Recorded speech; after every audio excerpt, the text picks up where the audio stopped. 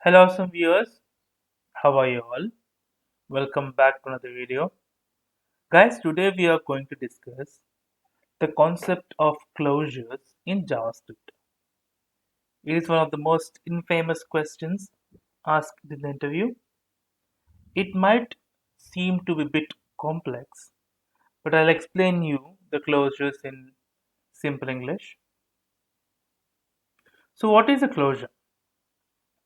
Closure is a simple feature in JavaScript where inner function has access to the outer function parameters. So let me show you an example. So I'll take function, I'll write main function or global function,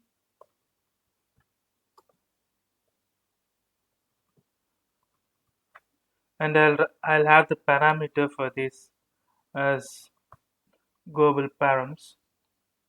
I'll open bracket. In this I'll return a function which I'll write it as a local function or inner function. So inner function sounds good. It takes a parameter inner params, and here I'll access in the inner function. I'll try to access the global parameter.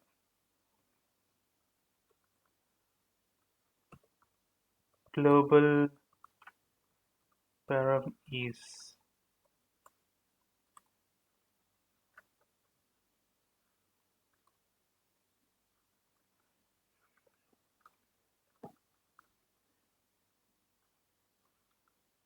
let us put no need for inner param for now. So the function here we have written is global function, which is having a parameter of global param, and already we are returning the inner function. Inner function itself is having a global param. This is taking an access of this global function which is outside of this inner function scope, right?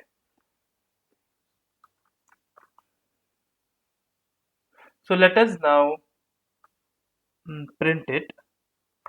So I'll take let global function equal to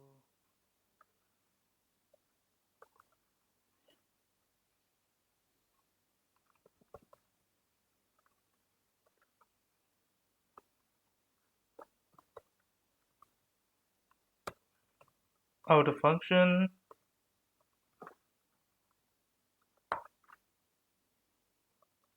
If I run this, see, nothing prints up because now we have to take this and we have to call this function.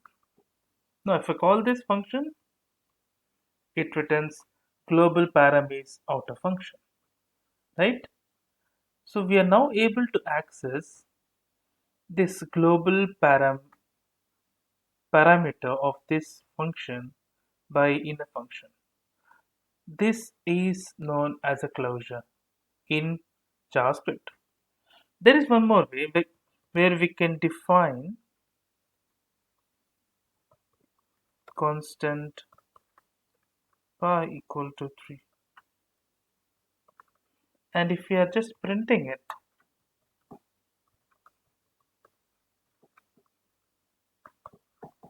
it will definitely print the value of pi, because if we are engaging any variable inside this global function, it is always having a scope inside this inner functions, right? See, let me run this. Now we are able to print the value of 3.4.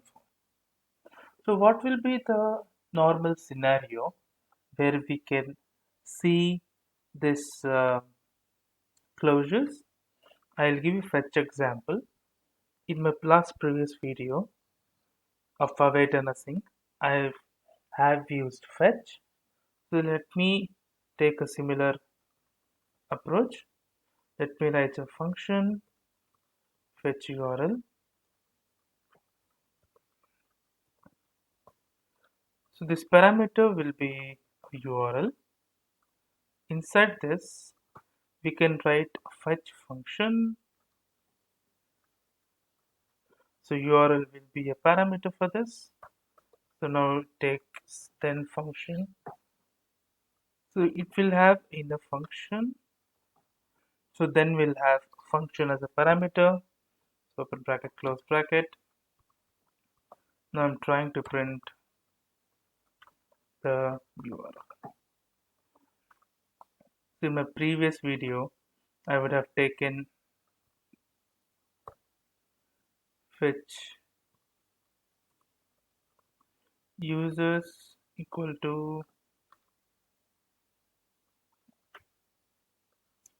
fetch URL of. So I'm now fetching the API users. This is one of the use case scenarios or one of the main project based questions where we can use closures. I'm fetching this URL. So I got this URL api.githubusers.com. So these are the users present in the GitHub. This is a sample JSON response where we can play with. So that's it for the video, guys. If you like the video, please click on like. If you're a new viewer, please click on subscribe. Till then, take care. Have a great day. Bye bye.